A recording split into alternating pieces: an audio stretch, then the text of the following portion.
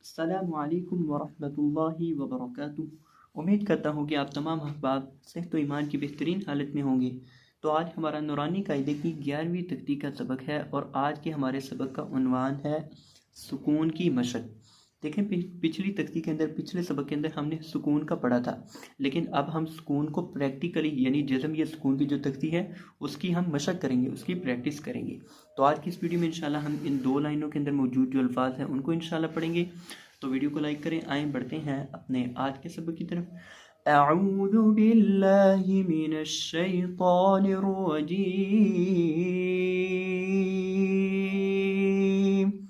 बिस्मिल्लाहिर रहमानिर रहीम।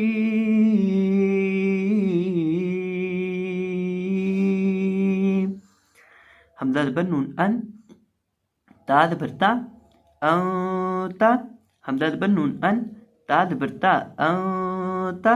यहाँ हम इख्फा करके पढ़ेंगे। इख्फा की मुकम्मल डिटेल जो है वो नूरानी कायदे के अंदर नहीं दी गई, क्योंकि ये नूरानी कायदे में ज़रा सादा पढ़ा जाता है। मतलब ये ज़रा कह लें कि आप स्टार्ट लेवल से है, इसके अंदर ज़्यादा तजवीद की गहराई की चीज़ें नहीं हैं। तो इख्फा का मैं आपके सामने मुख्तसरन जिक्र कर देता हूँ कि इख्फा का माना होता है छुपाना, यानी नून साकिन या तनवीन की आवाज़ को नाक में छुपा कर पढ़ना। इसके साथ इख्फा के साथ यहाँ गुन्ना भी होगा, यानी इख्फा माल गुन्ना ही होता है, इख्फा गुन्ने के बगैर नहीं होता। तो यहाँ हम पढ़ेंगे ता, ता।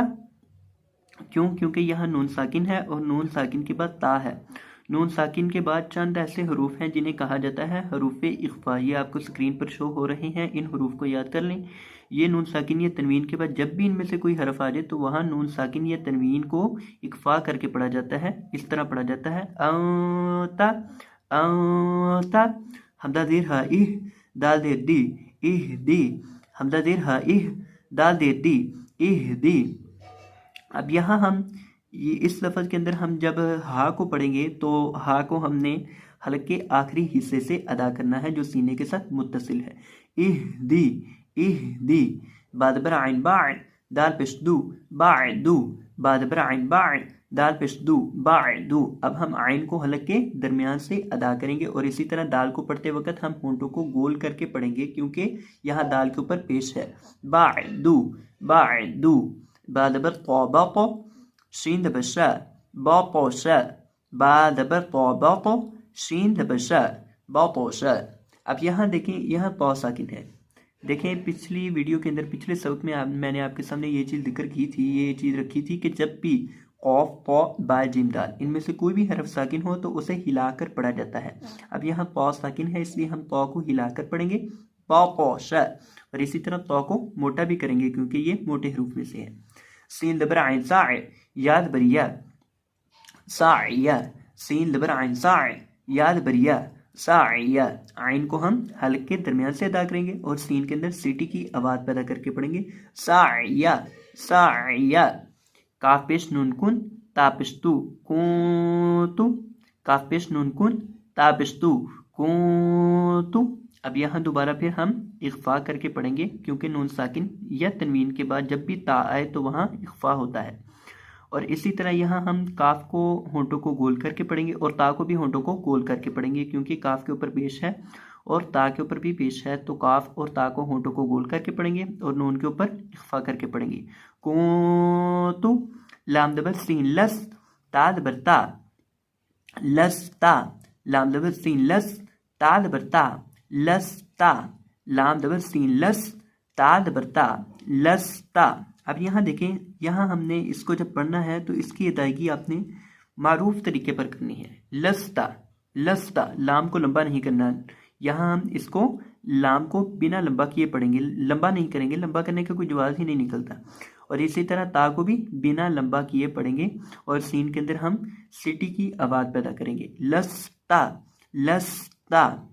हमदा दबर मीम अम, रौ तो देर रिन, अमरिन। हमदा दबर मीम अम, रौ तो देर रिन, अमरिन। अब यहाँ ये हमारे पास इस लफ्ज़ के अंदर 3 हरफ हैं, हमदा, मीम और रौ। तो हम हमदा के साथ जो ना मीम को, हमदा को आपस में मिलाकर पढ़ेंगे, यानी हमदा के साथ मीम को मिलाकर पढ़ेंगे, क्योंकि यह मीम साकिन है और हमदा के ऊपर दबर है। और इसी तरह रौ के नीचे 2 दे रहे हैं, अमरिन, अमरिन। बाद बर, दाल दो ज़बर दन, बर्दन, बा ज़बर रा बर, दाल दो ज़बर दन, बर्दन, बा ज़बर रा बर, दाल दो ज़बर दन, बर्दन। अब यहाँ इस लफ्ज़ के अंदर देखिए हमारे पास 3 हर्फ हैं, बा है, रॉ और आखिर पे दाल है। अब ये जो रॉ है इसको हम मोटा करके पढ़ेंगे, इसको पुर करके पढ़ेंगे। रॉ को पुर यहाँ क्यों करेंगे? क्योंकि रॉ साकिन है और रॉ साकिन से पहले ज़बर है। जब भी रॉ साकिन हो, रॉ साकिन से पहले ज़बर हो या रॉ साकिन से पहले पेश हो तो रॉ को मोटा करके पढ़ा जाता है। रॉ के ऊपर ज़बर या पेश हो तब भी रॉ को मोटा करके पढ़ा जाता है। जब रॉ साकिन से पहले ज़बर या पेश हो तब भी रॉ को मोटा करके पढ़ा जाता है। अब यहाँ रॉ साकिन से पहले ज़बर है इसलिए रॉ को हम मोटा करके पढ़ेंगे, इसीलिए यहाँ इसको सब्ज़ रंग दिया गया है। बर्दन, बर्दन, जीम ज़बर मीम जम, आइन दो ज़बर अन, जमअन, जीम ज़बर मीम जम, आइन दो ज़बर अन, जमअन, जीम ज़बर मीम जम, आइन दो ज़बर अन, जमअन। अब यहाँ हम आइन को हलक के दरमियान से अदा करेंगे, इसकी आवाज़ आएगी जमअन। तो ये दोबारा शुरू से सुन लें। अंता इहदी, अंता इहदी, इहदी, बादु, बादु। दाल को हम लंबा नहीं करेंगे, यहाँ भी दाल को लंबा नहीं करेंगे, यहाँ भी ता को लंबा नहीं करेंगे, क्योंकि यहाँ सिर्फ ज़बर है। अगर साथ अलिफ होता फिर लंबा करना था।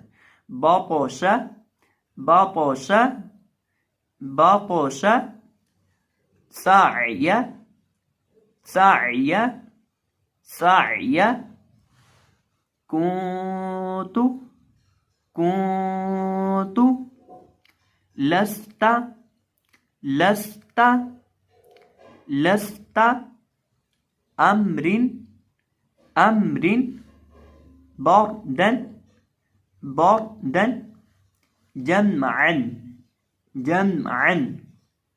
तो ये था हमारा आज का सबक। मैं उम्मीद करता हूँ कि आपको ये सबक अच्छे से समझ आ चुका होगा। तो अगर आपको ये वीडियो पसंद आई हो तो वीडियो को लाइक कर दीजिएगा, और अगर चैनल पर नए आए हो तो चैनल को सब्सक्राइब करना ना भूलिएगा। जज़ाकुमुल्लाहु खैरन, बारकल्लाहु फीकुम, अल्लाह हाफिज़।